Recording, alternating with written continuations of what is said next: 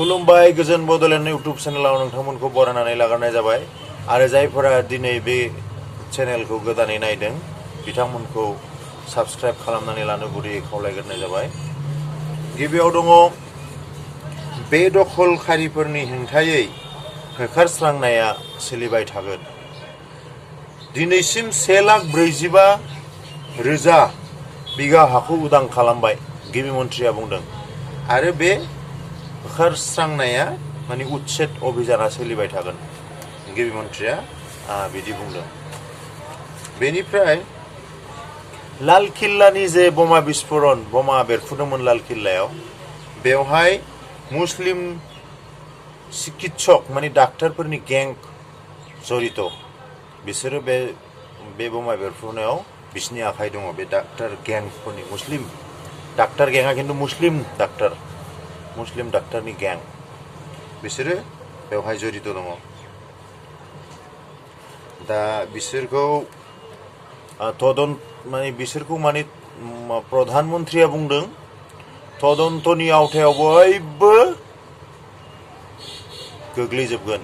जाय बे माबायाव जड़ित दं तदन्तनिफ्राय रावबो बारग'नाय नङा।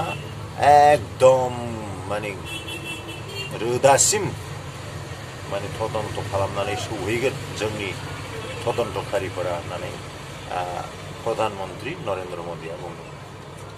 बेनिफ्राय बिहारनि इलेक्शना मोजां जानानै थांबाय।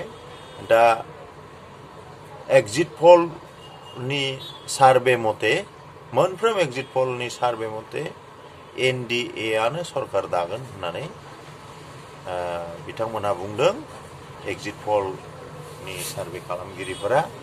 दा 14 नभेम्बराव जोङो बेनि रिजाल्टखौ मोननो हागोन। नेनोसै सोर बिहाराव सरकार दाफिनमारो नीतीश कुमार ना तेजस्वी यादव। बेनिफ्राय कारागार सिङावनो माने जेल सिङावनो उद्धार जादों 31 कैदिनि डेड बडि गोथै सह।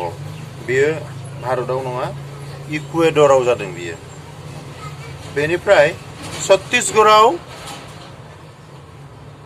संघर्ष माने माओवादीजों आरो इन्डियान आर्मीजों संघर्ष जानायाव 6 जन दुर्धर्ष माओवादीफोरा रुंसारि जादों। बेनिफ्राय भारतजों गोदान बाणिज्यिक सुक्ति खालामसिगोन डनाल्ड ट्राम्पआ। बेवहाय जेसेबां बियो बारा शुल्क बसायनानै दंमोन ना बेखौ खमायसिगोन होननानै डनाल्ड ट्राम्पआ इंगित होदों। मोजां खबर बियो। गोजोन्थों। एसेनोसै।